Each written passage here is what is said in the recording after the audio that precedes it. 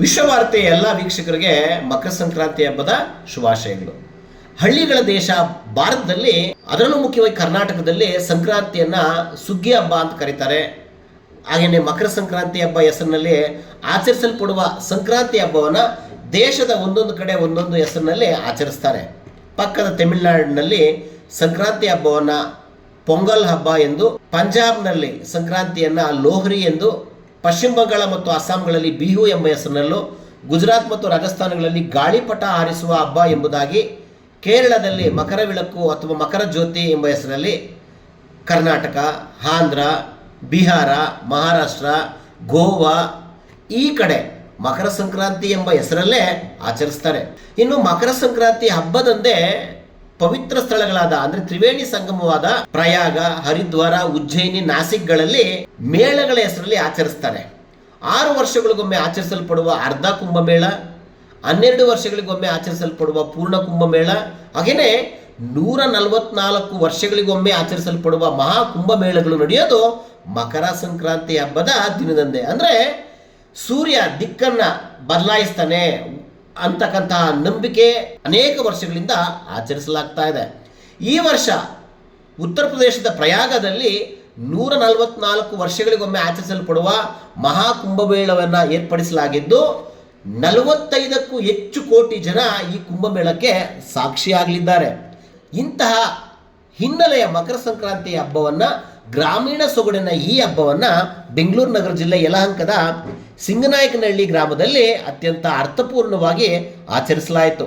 ಮುಖ್ಯವಾಗಿ ಎಳ್ಳು, ಬೆಲ್ಲ, ಕಬ್ಬು ಇವುಗಳನ್ನು ವಿತರಿಸ್ತಕ್ಕಂಥದ್ದು ವಾಡಿಕೆ. ಹಾಗೆಯೇ ಅವರೇಕಾಯಿ ಮತ್ತು ಕಡಲೆಕಾಯಿನ ಬೇಯಿಸಿ ಜನರಿಗೆ, ನೂರಾರು ಜನರಿಗೆ, ಸಾವಿರಾರು ಜನರಿಗೆ ಯಲಹಂಕದ ಸಿಂಗನಾಯಕನಹಳ್ಳಿಯಲ್ಲಿ ವಿತರಿಸಲಾಯಿತು. ಹಾಗೆಯೇ ಸಿಂಗನಾಯಕನಹಳ್ಳಿ ಗ್ರಾಮದಲ್ಲಿ ಅಲಂಕಾರ ಮಾಡಿರ್ತಕ್ಕಂಥ ಹಸುಗಳು, ಹೆಚ್ಚಾಗಿ ಹಾಲು ಕರಿತಕ್ಕಂಥ ಹಸುಗಳಿಗೆ ಸಿಂಗನಾಯಕನಹಳ್ಳಿ ಗ್ರಾಮ ಪಂಚಾಯತಿ ವತಿಯಿಂದ ಬಹುಮಾನವನ್ನು ಸಹ ವಿತರಣೆ ಮಾಡಲಾಯಿತು.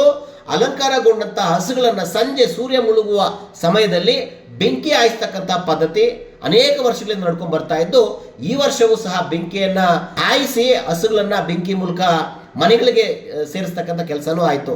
ಅತ್ಯಂತ ಅರ್ಥಪೂರ್ಣವಾಗಿ ನಡೆದಂತಹ ಈ ಸಂಕ್ರಾಂತಿ ಹಬ್ಬದ ಬಗ್ಗೆ ಶಾಸಕರು ಮತ್ತು ಸಿಂಗನಾಯಕನಹಳ್ಳಿ ಗ್ರಾಮಸ್ಥರು ಮೆಚ್ಚುಗೆಯ ಮಾತುಗಳನ್ನಾಡಿದ್ದಾರೆ. ವರ್ಷದ ಮೊದಲನೆಯ ಒಂದು ಹಿಂದೂ ಹಬ್ಬ ಇದು ಸಂಕ್ರಾಂತಿ ಹಬ್ಬ. ಈ ಒಂದು ಹಬ್ಬಕ್ಕೆ ನಮ್ಮ ಯಲಹಂಕ ವಿಧಾನಸಭಾ ಕ್ಷೇತ್ರದ ಜನಪ್ರಿಯ ಶಾಸಕರವರು ಶಾಸಕರಾದಮೇಲೆ ಸುಮಾರು ಒಂದು 18 ವರ್ಷಗಳಿಂದ ಇದೇ ರೀತಿ ನಾವು ಆಚರಣೆ ಮಾಡ್ತಾ ಬರ್ತಾಯಿದ್ದೀರಿ. ಹಿಂದೆ ಒಂದು ಸ್ವಲ್ಪ ಸಿಂಪಲ್ಲಾಗಿ ಮಾಡ್ತಾಯಿದ್ರಿ. ಈಗ ಅವ್ರ ನೇತೃತ್ವದಲ್ಲಿ ಒಂದು ಪಂಜಿನ ಮೆರವಣಿಗೆ ಇರ್ಬೋದು, ಊರಿನ ಎಲ್ಲ ಹಸುಗಳನ್ನೆಲ್ಲ ಸೇರಿಸಿ ಹಿರಿಯರೆಲ್ಲ ಸೇರ್ತಾರೆ, ಇವ್ರಿಗೆ ಬಹುಮಾನ ಕೊಡೋವಂಥದ್ದು ಇರ್ಬೋದು. ಈ ಹಳ್ಳಿ ಸೊಡುಗಳನ್ನು ನಾವು ಇನ್ನೂ ಸನಾತನ ಧರ್ಮವನ್ನು ಇರೋವರೆಗೂ ನಾವು ಇದನ್ನು ಆಚರಣೆ ಮಾಡ್ಕೊಂಬರ್ತಾರೆ. ನಮ್ಮ ಸಿಂಗನಾಯಕನಹಳ್ಳಿಯಲ್ಲಿ ಪ್ರತಿಯೊಬ್ಬರು ಗ್ರಾಮಸ್ಥರು ಸಹ ಇದರಲ್ಲಿ ಪಾಲ್ಗೊಂಡು, ನಮ್ಮ ಶಾಸಕರು ಅವರ ಕುಟುಂಬ ಸಮೇತ ಅವರು ಪಾಲ್ಗೊಂಡು ಈ ಒಂದು ಕಾರ್ಯಕ್ರಮವನ್ನು ತುಂಬ ಯಶಸ್ವಿಯಾಗಿ ನೆರವೇರಿಸ್ಕೊಂಡು ಹೋಗ್ತಾ ಇದ್ದೀರಿ ಸರ್.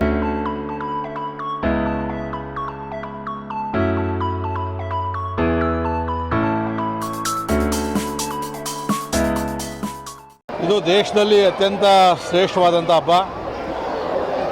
ಕ್ರೈಸ್ತ ಹೊಸ ವರ್ಷದ ಮೊದಲನೇ ಹಬ್ಬ ಇದು ಮಕರ ಸಂಕ್ರಮಣ. ಅತ್ಯಂತ ಪವಿತ್ರವಾದಂಥ ದಿನ. ಇವತ್ತಿಂದ ಸೂರ್ಯ ತನ್ನ ಪಥವನ್ನು ದಕ್ಷಿಣಾಯಣದಿಂದ ಉತ್ತರಾಯಣಕ್ಕೆ ಬದಲಾಯಿಸ್ತಕ್ಕಂಥದ್ದು. ಅಂದರೆ ಇವತ್ತಿಂದ ಕತ್ತಲು ಕಡಿಮೆಯಾಗಿ ಬೆಳಕು ಜಾಸ್ತಿ ಆಗ್ತದೆ. ಅಂದರೆ ಅಜ್ಞಾನ ಕಡಿಮೆಯಾಗಿ ಜ್ಞಾನದ ಕಡೆ ಹೋಗಬೇಕು ಅಂತಕ್ಕಂಥದ್ದು ಒಂದು. ಮತ್ತು ಎಳ್ಳು ಬೆಲ್ಲವನ್ನು ಕೂಡ ಇವತ್ತು ಹಂಚ್ತೀವಿ ನಾವು. ಎಳ್ಳು ಜ್ಞಾನದ ಸಂಕೇತ, ಬೆಲ್ಲ ಪ್ರೀತಿಯ ಸಂಕೇತ.